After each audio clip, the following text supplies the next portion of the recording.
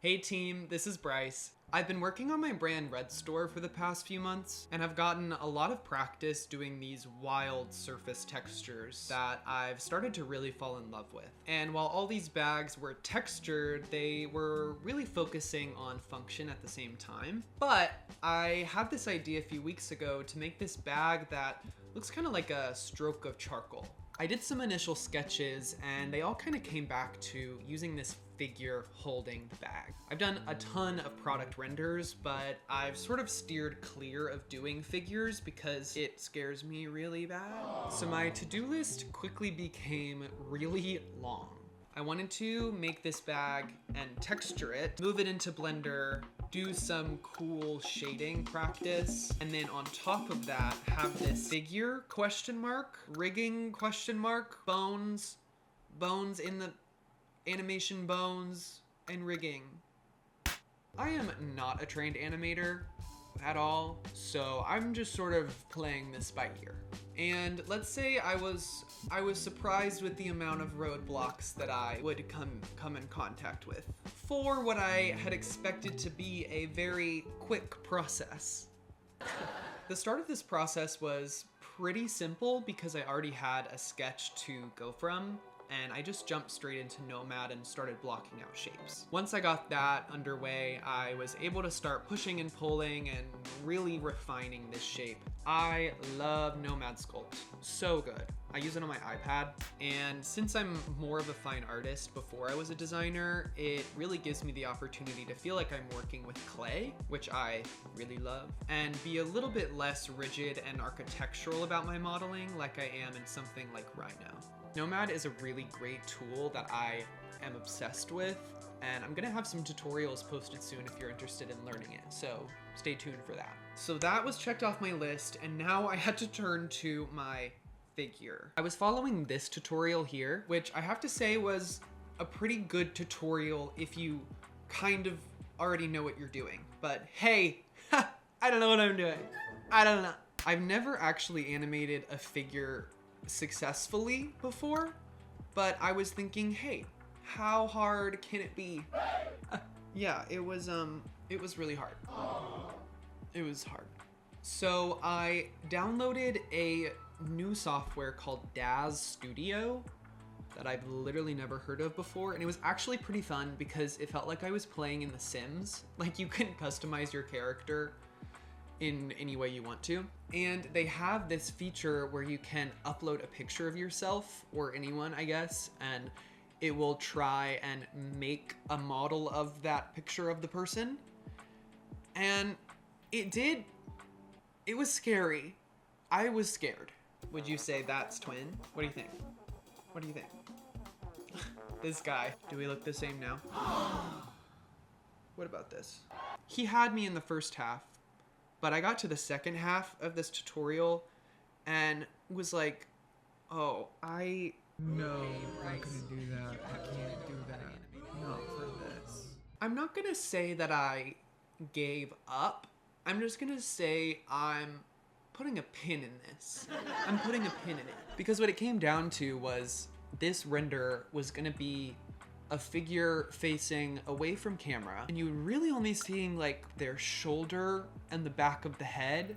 So they don't even really need to look realistic. And I really just wanted a little bit of movement. That was why I was gonna do all of this. But I remembered a few months ago, I made these renders here where I was glittery and sparkly, but I never really did anything with them, especially not anything like brand related directly. But I really loved the visual, and I loved the idea of this like glitter skin.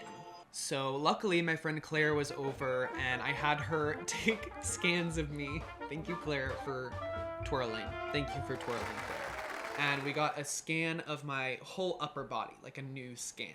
So I had this new scan, I sent it into Nomad to clean up the topology because it turns out really rocky. Got that all cleaned up and then moved that into Blender to be my person.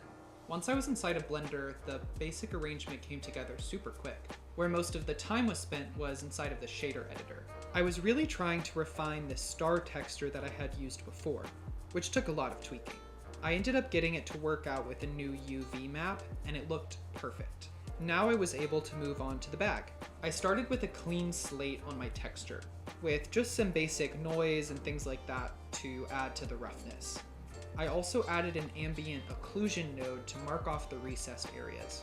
I wanted them to look glossy so that the high points looked like they had been eroded and worn down. I would come in later to make some edits, but this was a great start, and I was already loving the look of it against the sparkle of the figure.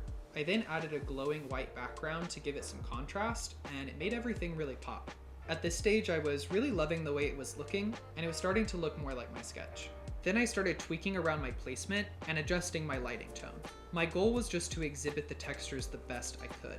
I liked the look of the pieces in this glowing void to balance everything out. I was doing some practice renders along the way just to see how everything was coming along, and at this point I was really liking it. Thank you, Blender. I love you, Blender. Thank you, Blender. Blender is the coolest program I think I've ever seen in my life. Like, Oh, and hey, there's also a button that I can just say, oh, go twice the speed. Okay. Okay. life is magic. And that was the beauty of AutoCam. It was a free add-on that saved me a ton of time. I was able to just fly around my scene and it captured my movement. You can then go back in and smooth out the curve, and it gives you total control over the focal point, and it stays super editable and non-destructive.